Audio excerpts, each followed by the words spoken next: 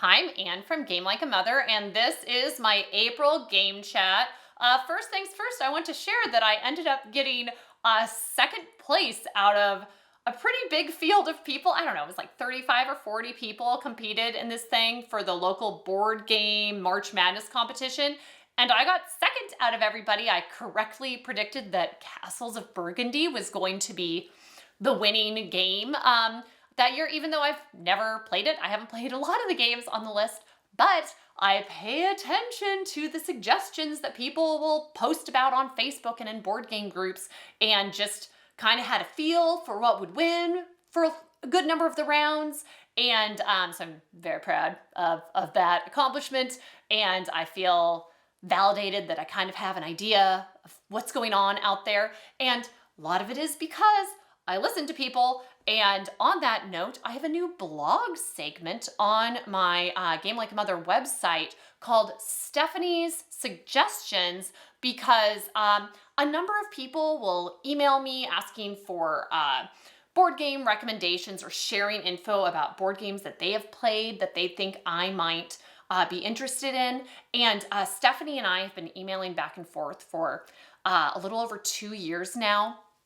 And these emails are pretty exceptional because Stephanie plays a lot of games, like a lot of board games, and she'll send me info about each of the games, how it went in her house, a little description of what the game is, and then often a link to a video explaining more about the game. So this is just well researched, and it's mostly very family-oriented games, like kid games. She'll play a lot of them with her son. And sometimes it's games where I wouldn't have predicted that like a pizza dice game would be all that great. And then she'll talk a little bit about what made it work well for them. And so then I go out and check it out. And she's the reason why I'm getting Beasts of Balance for my son, who's turning 9 this next weekend.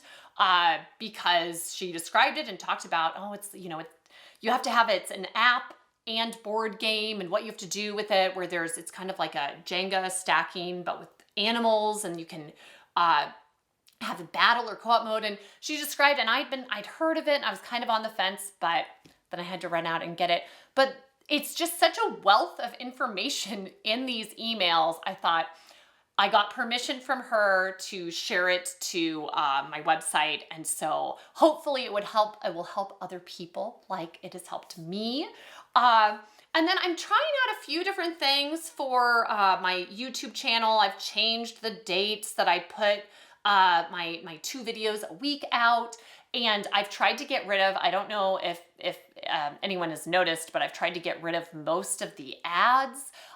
So there might be 1 or 2 on videos, but it's not, some of them, the automatic setting is to put in, if it's a longer video, to put in just a lot of ads, and I'm not interested in that for anybody watching this channel. And so I've tried to get rid of most of those. And then I'm not sure, someone else commented about Premiere versus just uploading the video, and the difference there. And so I'm trying out a few things to just try to make things be less annoying. And I'm not, so that's the goal. I'm just trying to provide helpful content without being annoying. Although maybe someday I'll start doing the cool, where people do the cool video pictures for each of their videos, where you hold up the game and I go like, or what do you just like? And then that would be cool too. But no, that's not. I make enough fun facial expressions while filming games without adding one to the cover as well. So I'm holding up That's Pretty Clever Kids. It's one of the few games I'm talking about for this month. I have been doing like a deep dive into the That's Pretty Clever world of games. I've mostly been playing on the apps, which allows me to play a lot really quickly and not screw up any of the rules, which I appreciate. And I'm coming out with a which version is right for you, which, spoiler, I really like all of them. So if you like them, you should get all of them.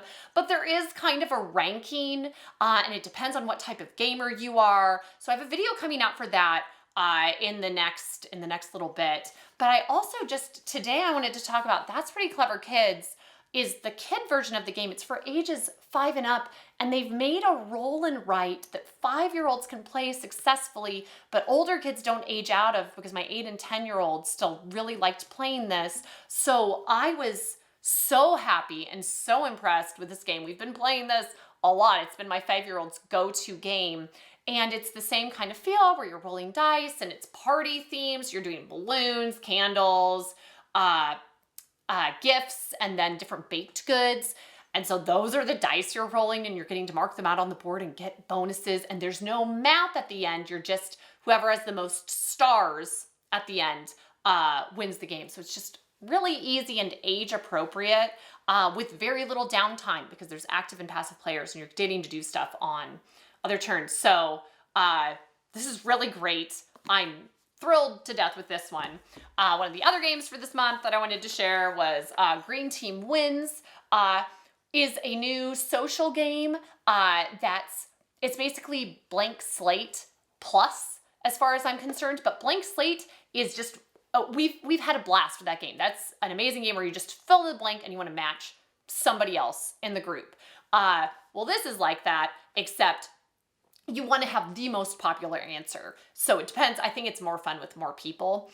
And you get more points. You get 1 point for joining the green team the first time you get the most popular answer. And then if you stay on there, you get 2 points each round. So the scoring isn't too tricky. And they have, instead of just fill in the blank, they have best of 3, this or that, and then fill in the blank.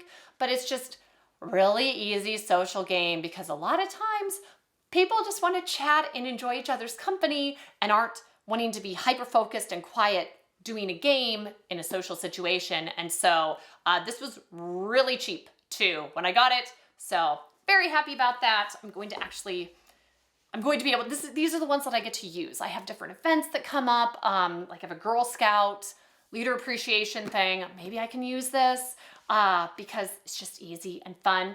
And then the final game that I want to talk about for this month is Azul Summer Pavilion. And this is a 30 to 45 minute game, so it's longer than my standard fare, but Azul is one of those games that kind of is, if you're in the hobby, it's probably one of the games that you've played or you've heard people talk about. And I'm